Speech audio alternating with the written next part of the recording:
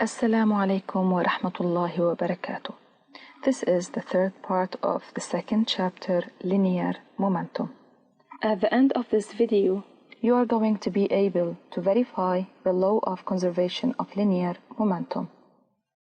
But first, let's remember what we took in parts 1 and 2 in this lesson. We defined the linear momentum as p vector equals to mv. We talked about the linear momentum of a system of particles to be p of the center of mass equals to the p of the system. The general expression of Newton's second law is the sum of forces equals to dp by dt, and the theorem of center of mass is sum of F external equals to the mass times the acceleration of the center of mass. The last idea, which is important in our study, the linear momentum of an isolated system is conserved, then the linear momentum initially of the system equals to the linear momentum finally of the system. You should have watched the previous video about verifying the conservation of linear momentum experimentally. In this part, we are going to re-explain the method in our way. First, we need a horizontal airtable with its accessories, two pucks of respective masses MA and MB, two rings each equipped with a steel web connected to it by means of springs. We push the two pucks initially placed on the horizontal airtable towards each other with non-collinear velocities. The pucks slide on the surface almost without any friction. While the puck is moving, we press a spark timer adjusted at a frequency f. Each spark produces a dot on the experiment paper, thus we can study the motion of both pucks. For making the experimental study, we are going to spot the light on the analytical proof, starting from defining the system that we are studying, which is the two pucks and elastic rings. What are the external forces acting on this system? We have the weight of the system, which is MA plus MBG, and the normal reaction. What are the directions of these forces? Weight is vertically downward, where N is vertically upwards. What's the result then? If we add these two forces, then the answer is zero vector, so the system is isolated. Then the linear momentum of the system before collision is equal to the linear momentum of the system after collision. Be careful that these steps are important to you in solving some problems. Now experimentally. First, let's go back to the figure obtained by the experiment. We should name the dots to make the study of the positions be clear, as A1, A2 till A6 or B1 till B6 are the successive positions of the center of mass of A and B before collision, while A6 to A11, B6 to B11 are the successive positions of the center of mass of A and B after collision. We are going to make the study of the system A and B before and after collision. The motion of each puck is uniform before and after collision, since we can see that equal distances are covered during equal intervals of time tau, where tau is constant time interval between each two successive positions. The speed of each puck is determined graphically using the methods of grade 10. We used to divide the average distance between A0, A2 by 2 taus. Or even better than this, we divided the total distance A0, A6 by 6 taus to reduce the possible error in measurements. Anyways, the speed of A before the collision will be constant, and the speed of B before collision will be constant too. After collision, the speed of A will be constant and the speed of B will be constant, confirming the motion is uniform.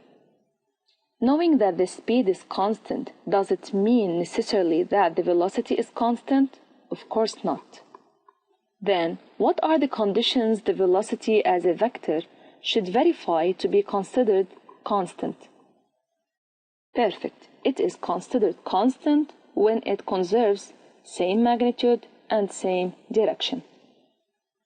Then, is the velocity of A constant before collision? Is it constant for B also before collision?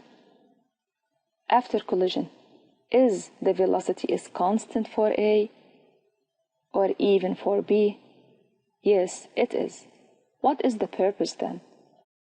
We can then calculate the linear momentum of each puck as PA before as a vector equals to MA VA vector, which is a constant vector. PB before equals to MB VB vector equals to also constant vector. PA after equals to MA VA after as a vector, it is constant vector. PB after also as a vector equals to MB VB after as a vector equals to a constant vector. So all these linear momenta are constant vectors since the velocity for each is constant. But focusing on comparing the linear momentum of the system before and after collision, we will calculate the linear momentum of the system as the sum of the linear momentum of A before and of B before collision. Then the linear momentum of the system will be constant too, and the motion of the system is uniform. Likewise, for the system after collision, it is the sum of linear momentum of A and the linear momentum of B, which is constant vector, and the motion of the system is uniform.